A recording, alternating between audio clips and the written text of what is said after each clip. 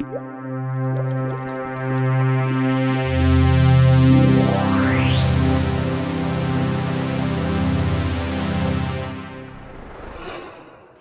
everyone, we're broadcasting live from the Infinity Festival here in Hollywood. I'm Erin Riley on the advisory board and also a professor and founding director of Texas Immersive Institute at the University of Texas at Austin. I'm hosting the podcast here at the show where we're bringing Silicon Valley innovators together with Hollywood storytelling professionals, taking over one city block in the heart of Hollywood. So today I have Kathryn Brillhart here to talk to us a little bit about virtual production and what she's doing. So Kathryn, tell us a little bit about yourself. Hi, I'm Kathryn. I am first and foremost a cinematographer and a director, but I also have spent about a decade working in visual effects and maybe about 5 years dedicated in virtual production space, kind of focusing on volumetric capture, visualization techniques, and building VAD teams, and most recently supervising work on LED volumes on large stages. That's great. So I'm in the Moody College of Communication, and a lot of the faculty and students are very interested in storytelling, in film, TV, journalism, advertising. You know, it's all impacted in virtual production. But break it down for me, Kathryn. Like, for someone who doesn't really know this world, what exactly is it? Yeah, well, so the simplest way to approach virtual production is just sort of adding game engine or real-time components to different areas of your already existing workflows. So for example, as a director or DP, you may already storyboard your ideas and try to pull your vision out of your head. But now you can use a game engine as an additional tool in your toolkit to take that visualization a step further and maybe start in 3D, whereas before you might be starting in 2D. And we can dive deeper into that tool eventually, but or, you know, instead of using rear projection and using, you know, finding a projector and doing calibration, you know, steps, using those workflows, maybe you start using an LED screen or volume to kind of replace that rear projection technique. And what's the benefits of just thinking about rear projection, because a lot of the projects I work on are very much like live events, you know, in physical spaces that use, you know, a lot of rear projection. What's the benefits of switching to this or to engaging with LEDs and changing the way we build a commercial? I think it comes down to, you know, the tools and the texture and the look that you want to have. That's why I think of it as a different tool in your toolkit.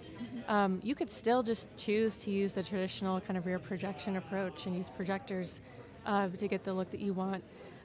What that does do is sort of bake you into a perspective, and it means that you're probably doing a lot more pre-planning up front, because you're not going to be able to adjust the image in real time and have parallax.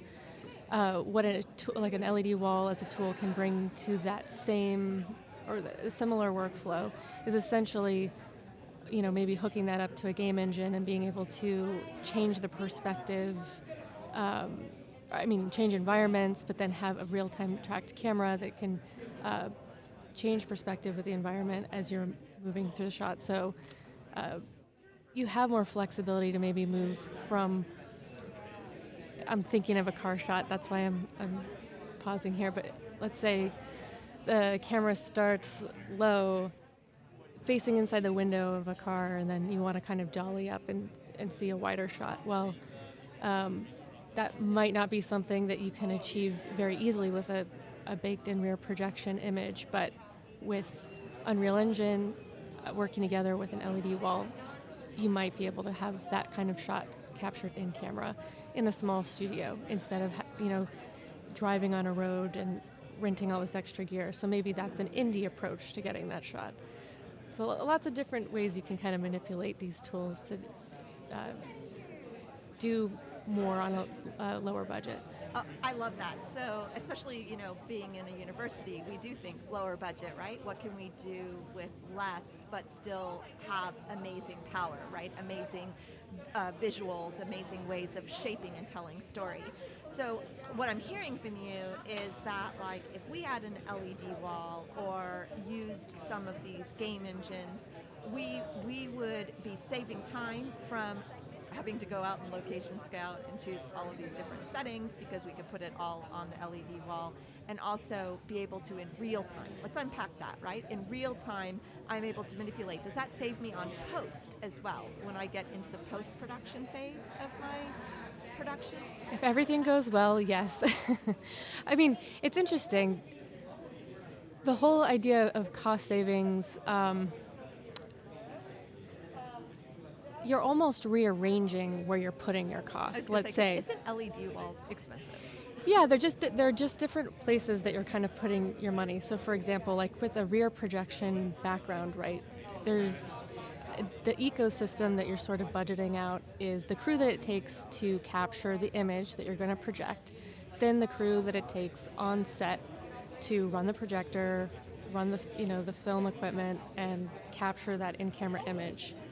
It's similar in a sense with LED wall, but depending on the complexity of the content that you're showing on that LED wall, let's say you're using an Unreal Engine scene and your director's idea and understanding of a photoreal image is something that looks like a photographically shot picture. And so you need to hire a team or an artist that can spend a certain amount of time getting that environment lit, built, textured, and looking like what you want. So when you start talking about that amount of time, now you've added time and materials to the front end of your project that you might not have had to account for in a rear projection scenario. So maybe you've added some cost to there. And then you still need to afford the unique skill sets and team that it takes to run an LED wall on set. And that's maybe talking about the most complex way to show photoreal content. But let's say as a student you were like, I think a marketplace asset that's right out of the box works for me. If I use this shallow depth of field, I can sell that background. So that's good. So then maybe you've come closer to the budget of a rear projection solution.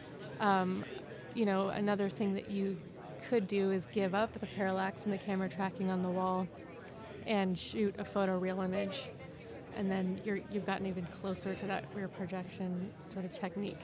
So it gives you more options, it sounds like. Yeah, it more does. Flexibility in your production process. Yep. Okay. And tell me a little bit about what's one of the projects that you're working on. Walk me through how you used Unreal Engine in a project. Sure. I guess I'll focus in on using Unreal Engine for LED wall work or LED volume work. And I guess we'll talk.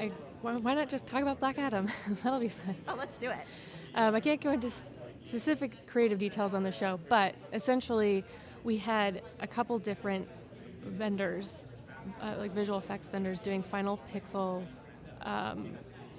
visual effects for us essentially in advance of the shoot. And so they had, a couple months before our shoot to create the assets on Unreal Engine, create the environments in Unreal Engine, light them. On this project, I was the overall virtual production supervisor, so I was helping manage the quality of all the assets getting to the screen and making sure that everything was at the same level of quality by the time we got to our final shoot. And part of that responsibility is making sure that the expectations are managed with the vendors, the visual effects soup, the DP, and the director for how they want those environments to interact on the final day of the shoot. And you have to know in advance whether you're going to bake lighting in and limit the amount of, limit the angle of the sun, that they might have access to, or is it going to be completely interactive? Either choice means a totally different workload for the artists that are, making that final material. So lots of different nuanced conversations about what was it, what were the needs of the director and the DP when we finally got there. So we got all of that sorted out, and I created a remote workflow so that our vendors could see just what their content looked like on the LED wall, so that they could verify for us during our quality check process that scenes were loading correctly, because I think that's one of the hardest things working with remote vendors, is just making sure that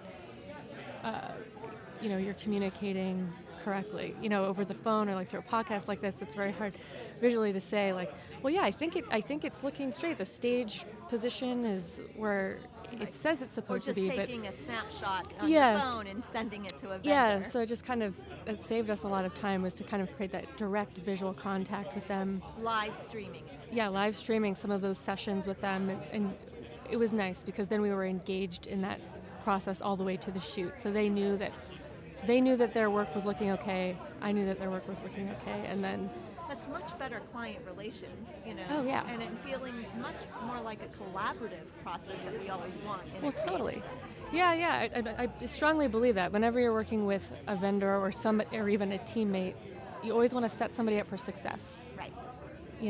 Like, let's just do our best work together and have fun. Yeah. So tell me, what was your role in Black Adam? Was it called Black Adam? Right? Yep. Tell me your role, because it sounds like you were, you say you're a director and cinematographer, but also what you were describing sounds very much like a manager of like all creatives, like a producer sort of role, or? Yeah, so virtual production supervisor is the title, Okay. and it's virtual production is also a department that's sort of forming and taking its own life Yeah. right now. And I think it's interesting to be on the cutting edge, helping kind of pioneer what that department structure is like. Yes. On the teams, I've worked on several different teams. I'd say after the last project, this department's moving toward having like a virtual production supervisor and producer partnership, kind of as the head of department. So it's very similar to like to visual effects team. Yeah. I think that's important because the virtual production supervisor is really focusing on how we get the work done. You're like the artist who's figuring out the workflow and the tools and like the approval process and how we're going to make the best art with the tools that we have, and kind of helping manage expectations. And then that producer partner of yours would also have to have a deep understanding of the tools and the process, and be able to be in dialogue with you and translate the plan into budget, and then you're both working on the schedule in tandem. Right. I teach immersive students, and a lot of them really want to be in the creative industries, but they're trying to reimagine, what if I don't want to work for an agency? What if I want to move into this space? Where is my role? Because I'm probably not the artist.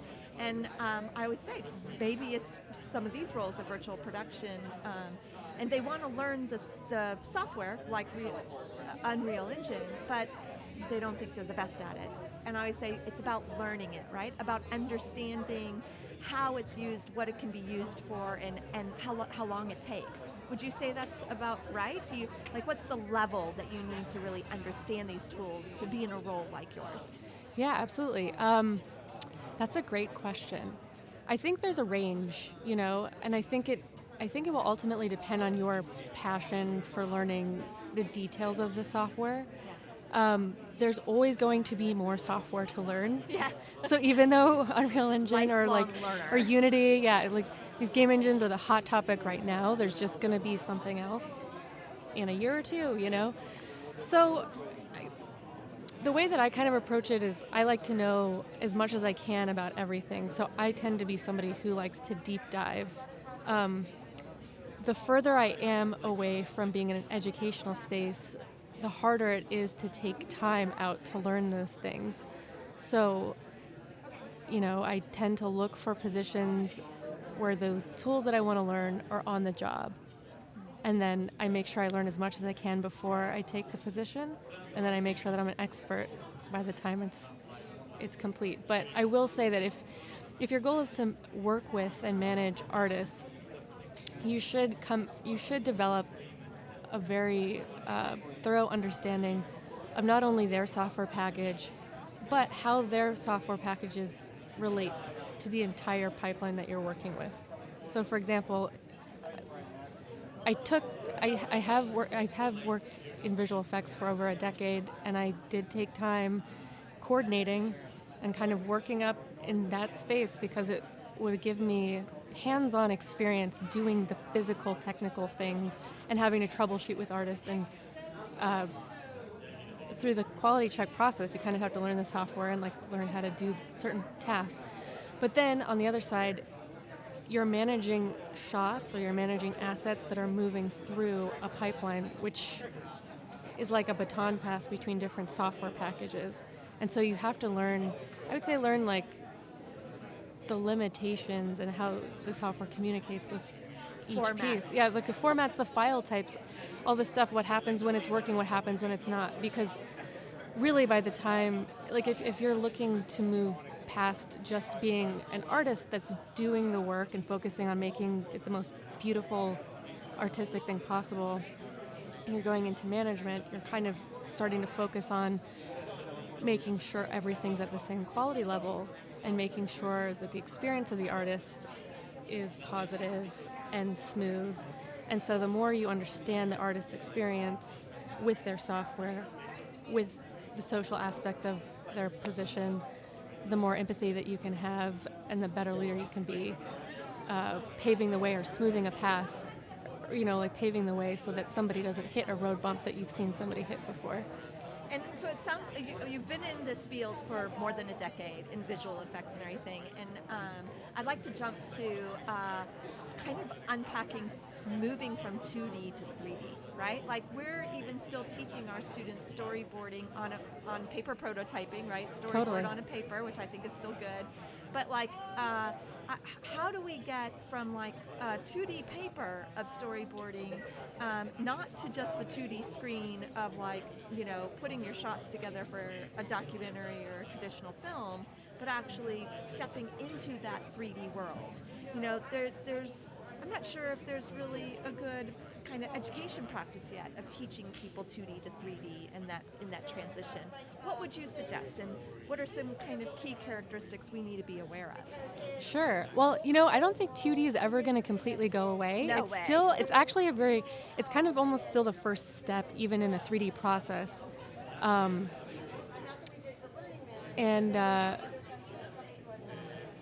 So visualization, all of that, I mean, the whole idea is just to pull information out of your brain, right? So I would say go for it. Pull as much as you can out in 2D and mind mapping. Sometimes I don't even storyboard. I just pull reference images and, find. This is when Pinterest is my best friend. Absolutely. Or stock photos or all that. But I guess 3D in terms of game engine visualization, I'm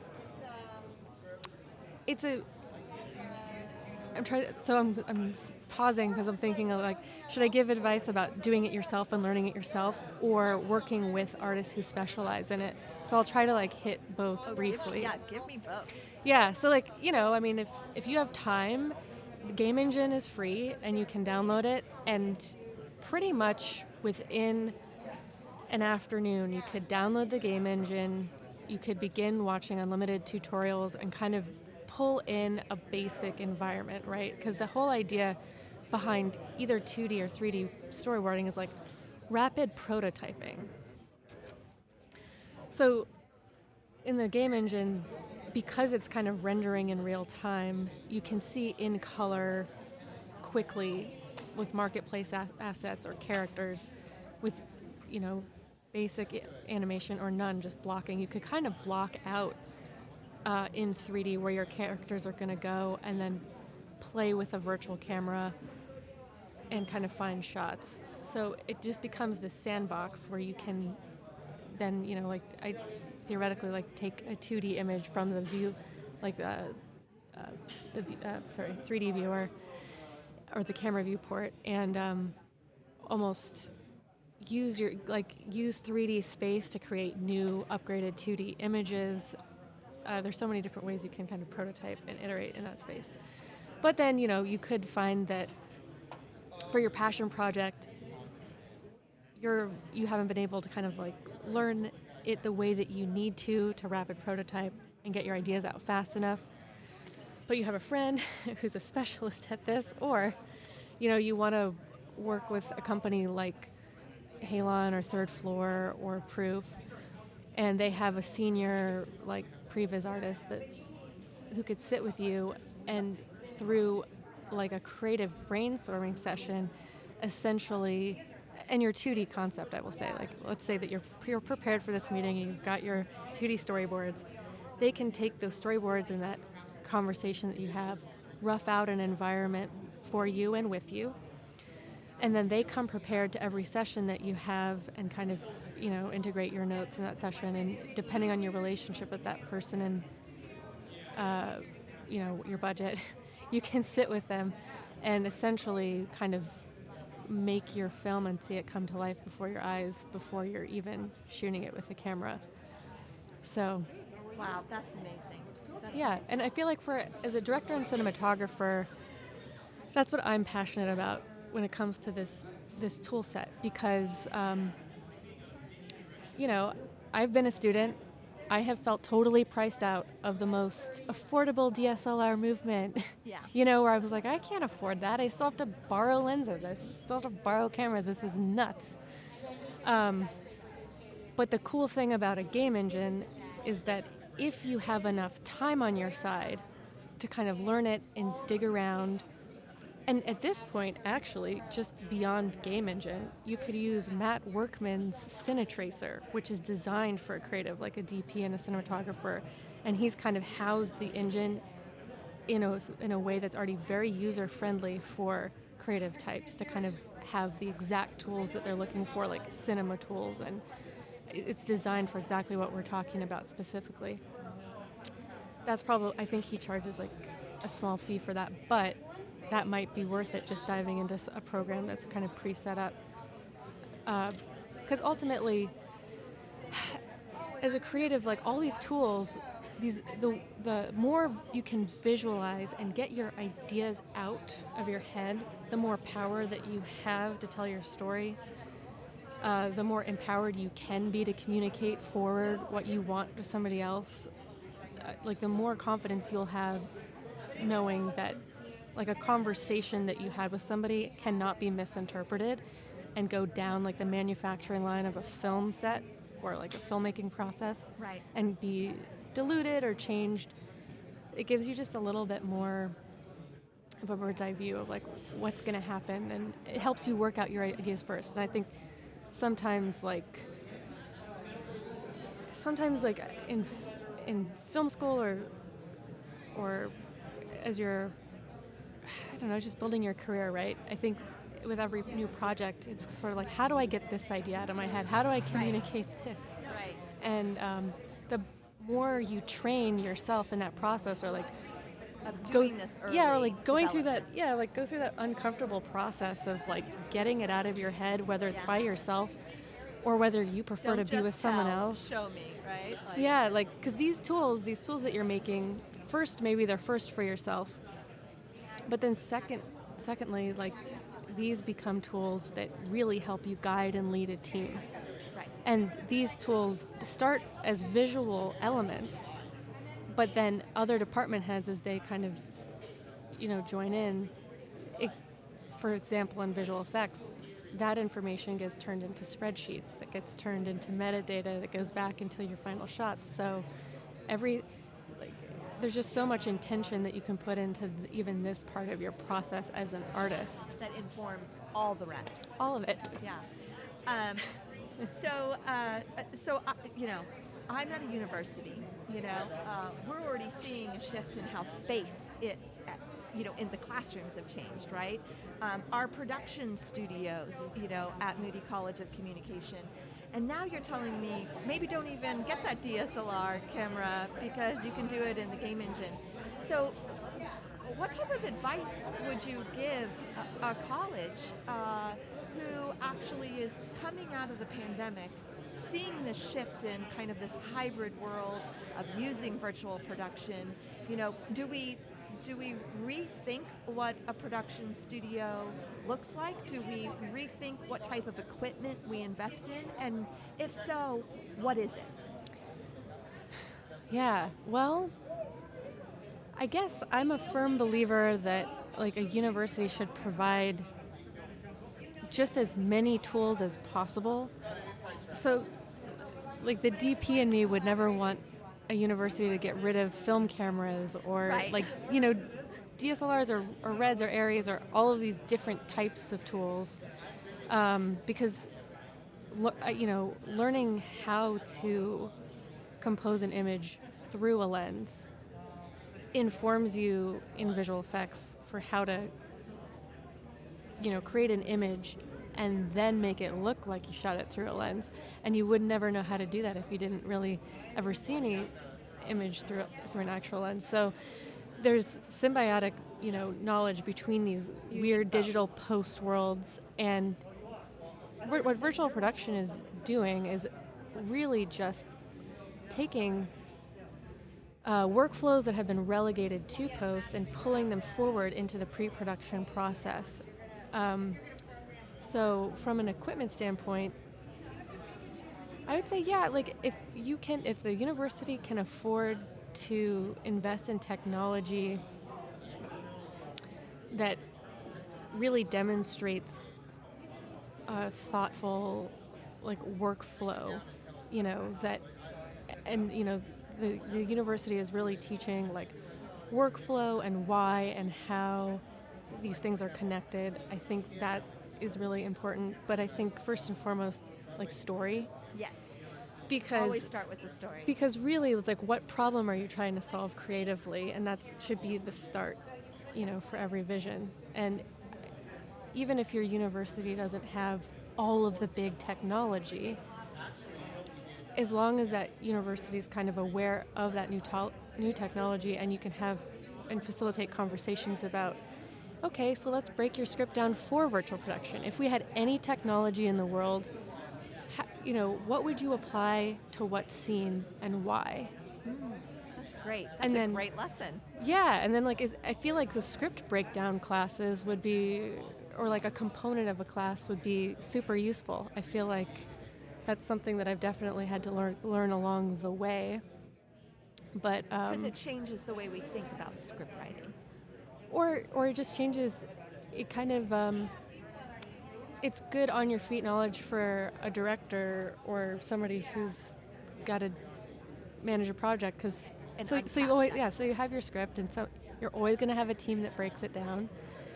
But I guess in university it's kind of you still want to be in that space of if I could have everything that I wanted, this is how I would do it, this is why I would do it. I feel like I'm just repeating myself now, but I just think it's important. It's important to do it, to think about why you would want to do it, because that's what makes every filmmaker unique. Yeah. How they use combinations of tools, why they do it. I mean, I'll never forget the story that I learned from these amazing animators that I worked with a long time ago, and they blew my mind. They were like, on James Cameron's Abyss, I was the stop motion animator that animated the submarine.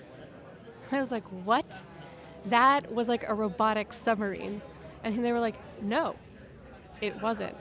We hand animated the submarine that the woman, was going down. And they were just like, here, let me break down what James Cameron did. He filmed the performance of the woman. Then he gutted a Nikon camera, turned it into a projector, and projected her performance inside the glass of that submarine, frame by frame, as animators animated that submarine. Wow. And turned it into the shots that you see in the film today.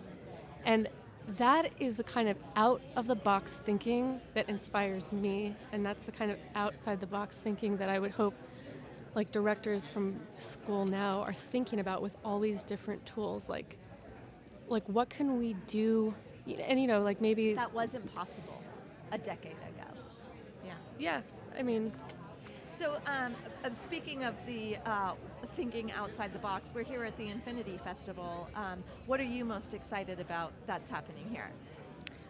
just seeing all the different technology and kind of come together and meeting people. I think the people side, honestly, because of we're COVID and being finally separated together. for so long. Yeah, like I feel like actual just old school networking and seeing the pieces and seeing the tech and being in the room. I think that's really fun. Fantastic. Well, thank you, Kathryn, for talking with us today. We're here at the Infinity Festival.